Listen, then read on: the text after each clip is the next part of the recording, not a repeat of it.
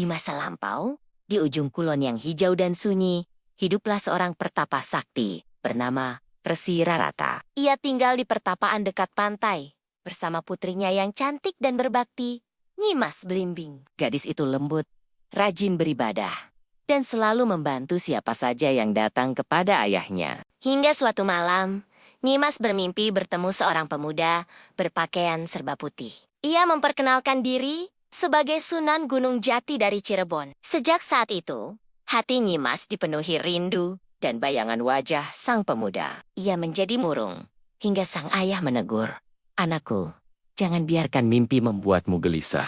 Jika memang dia jodohmu, Tuhan akan mempertemukan kalian." Namun hati Nyimas tak bisa tenang. Ia merasa seperti ada suara memanggil dari arah timur, dari Cirebon. Malam itu, ia bertekad meninggalkan pertapaan.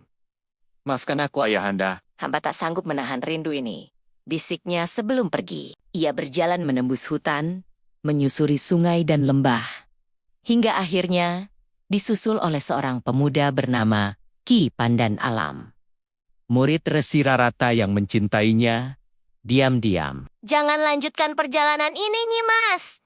Kembalilah," serunya. Namun Nyimas menjawab tegas, "Hatiku sudah mantap. Aku harus menemui Sunan Gunung Jati." Pertarungan kecil terjadi, dan Ki Pandan kalah. Ia pulang dengan hati penuh amarah dan cemburu. Sesampainya di Gunung Utara, Ki Pandan meminta bantuan ayahnya, Sang Hyang Tenggulung, seorang pertapa sakti.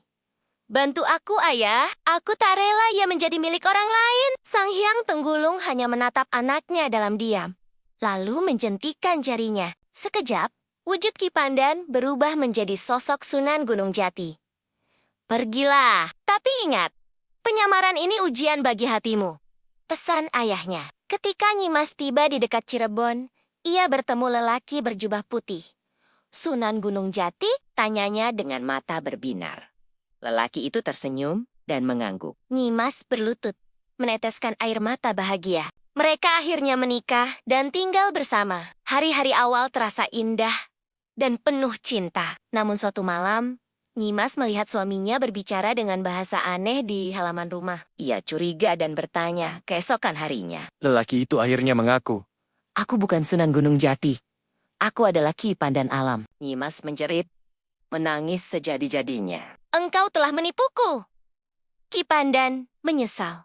Tapi penyesalannya terlambat. Ia ditangkap dan dijatuhi hukuman berat oleh Kesultanan Cirebon. Nyimas Belimbing hidup dalam kesedihan dan rasa malu. Ia tak sanggup kembali ke ayahnya di ujung kulon. Dan setiap hari duduk di tepi pantai Cirebon, menatap laut sambil berdoa. "Ayahanda, maafkan anakmu. Hamba telah melanggar nasihatmu." Beberapa hari kemudian, jasadnya ditemukan di tepi pantai. Orang-orang percaya ia meninggal karena patah hati dan penyesalan yang dalam.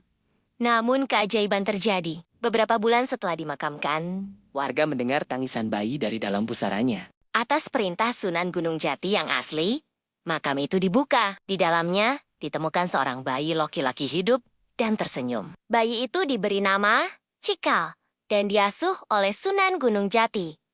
Cikal tumbuh menjadi pemuda bijak dan cerdas. Dalam pengembaraannya, ia bertemu Nabi Khidir, sang pengembara abadi. Nabi Khidir melihat cahaya dalam dirinya dan menjadikannya murid. Sejak itu, Cikal menghilang. Namun masyarakat percaya bahwa keturunannya melahirkan banyak orang sakti dan alim.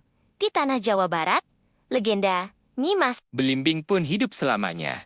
sebagai pelajaran bahwa cinta tanpa keikhlasan dapat membawa bencana. Namun, dari penyesalan lahir kebijaksanaan untuk generasi berikutnya. Pesan moral.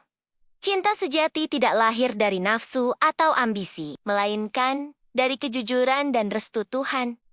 Jangan melanggar nasihat orang tua, sebab restu mereka adalah jalan keselamatan. Dan dari setiap kesalahan, selalu ada pelajaran berharga bagi generasi berikutnya.